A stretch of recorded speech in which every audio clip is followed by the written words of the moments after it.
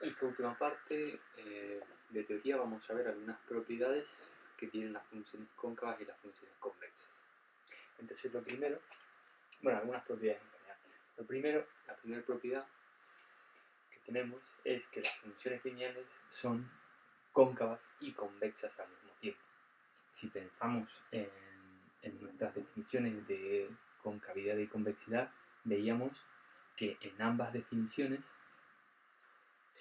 aparecía el signo igual, mientras que una nos decía que una cosa tenía que ser mayor que otra o igual, y la otra nos decía menor o igual, en ambas aparecía el signo igual, que es el caso en el que estamos de funciones lineales.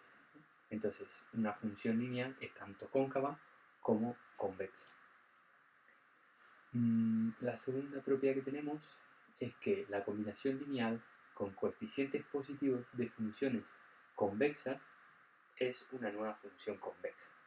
Y, evidentemente, la combinación lineal con coeficientes positivos de funciones cóncavas nos da una nueva función cóncava.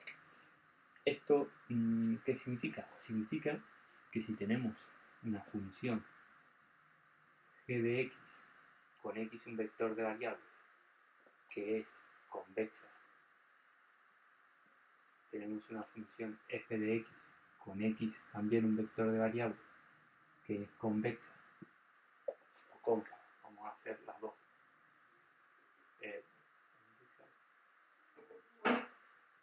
Y cóncava.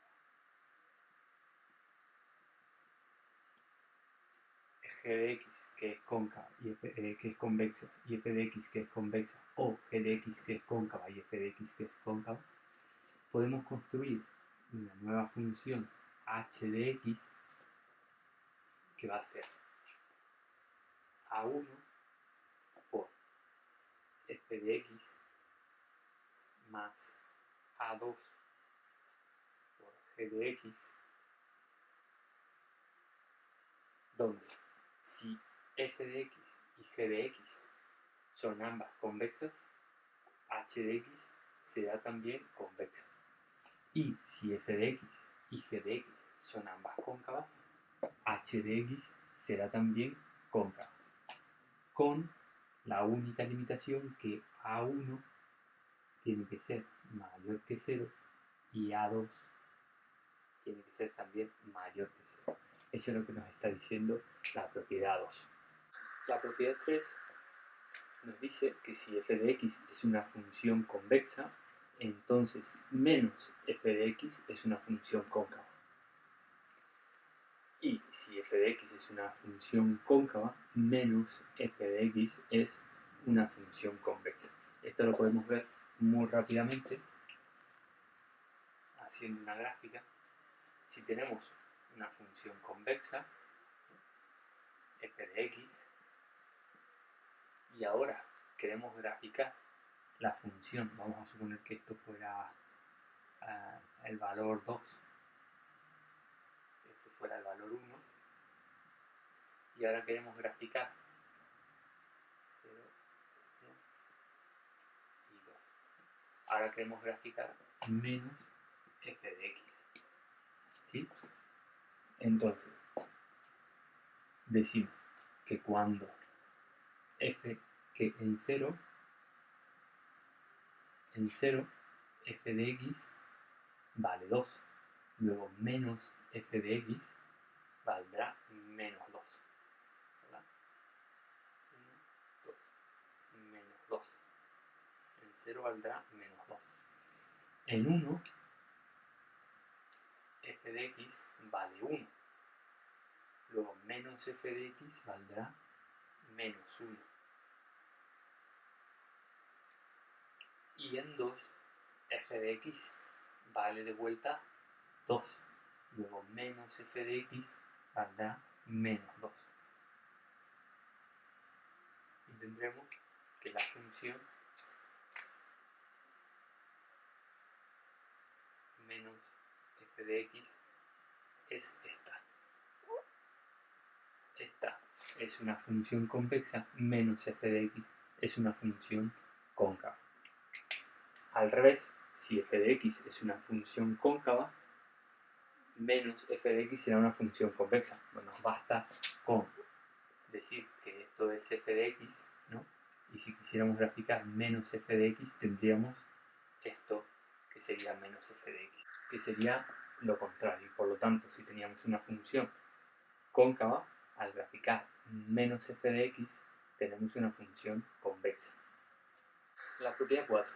La propiedad 4 es a lo mejor un poco más difícil de leerla, pero es también muy sencilla. Dice que si tenemos un conjunto convexo S que pertenece, que está incluido en los reales a la n, y existe un valor a que pertenece a los reales, y una función f que es una función continua, si la función f es una función convexa en el conjunto S, entonces el conjunto, podemos definir un nuevo subconjunto, el conjunto S sub A, de la manera que nos aparece ahí. El conjunto S sub A serán todos los valores de X que pertenezcan al conjunto S y que cumplan que f de X sea menor o igual que A. Entonces, ese subconjunto, si f era una función convexa en S, ese subconjunto definido por menor o igual es un subconjunto convexo. Por otra parte, si f es una función cóncava en el conjunto convexo S, entonces podemos definir un subconjunto S super A que estaría conformado por todos los valores de X que pertenezcan al conjunto S, de manera que f de X sea mayor o igual que A. Y ese subconjunto S super A será un subconjunto también convexo. Vamos a ver qué significa esto. Primero, utilizando una función convexa. Utilizando una función convexa, sabemos que esto es una función convexa y nos dice que si tenemos un conjunto S que es convexo, que en este caso para este tipo de funciones serán, por ejemplo, todos los reales, S serán todos los reales,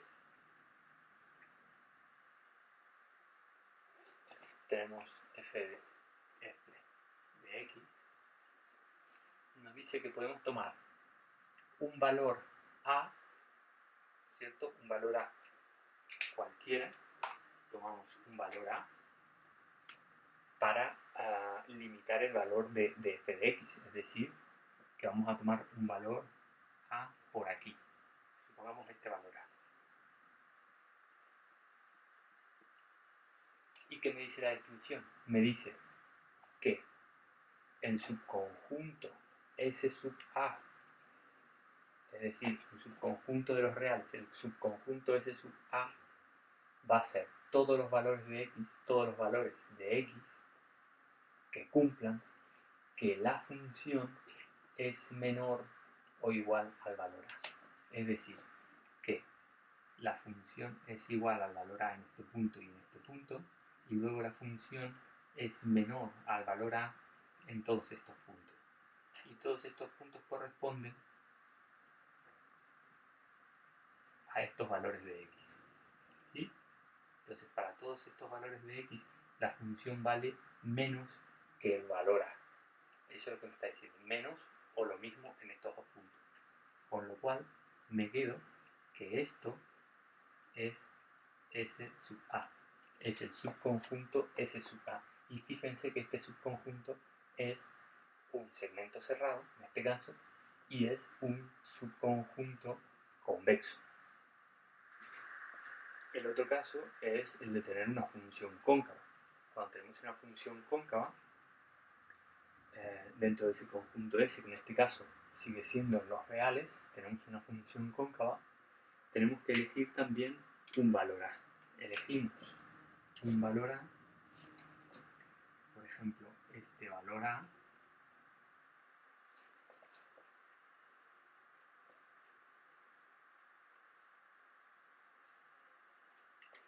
y la propiedad me dice que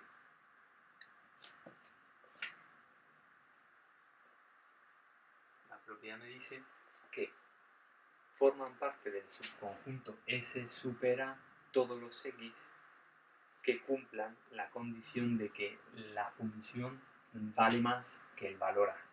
Donde la función vale más que el valor a en todos estos puntos, ¿verdad? La función vale más que el valor a en todos estos puntos, hasta aquí que vale lo mismo y hasta aquí que vale lo mismo. Y por lo tanto, ¿cuáles son los x para los que se da que la función vale más que el valor a? O lo mismo para los x que están desde aquí hasta aquí. Para todos estos x, la función vale más que el valor a. La función vale más que el valor a. Ya en estos x, fíjense que la función vale menos que a. En estos x la función vale menos que el valor a. Con lo cual, este es el subconjunto S super A. Y también, como vemos, es, de acuerdo a la definición que habíamos dado de conjuntos convexos, es un conjunto convexo. Entonces, volvemos a la propiedad 4 y vemos que efectivamente se cumple, que si f es convexa, entonces podemos definir un subconjunto S sub A, de manera que todos los x que hagan que f de x valga menos o igual que A me darán un conjunto convexo, y si f es cóncava podemos encontrar un valor A y construir un subconjunto S super A de manera que esté conformado por todos los x que hagan que la función valga más o sea igual al valor A.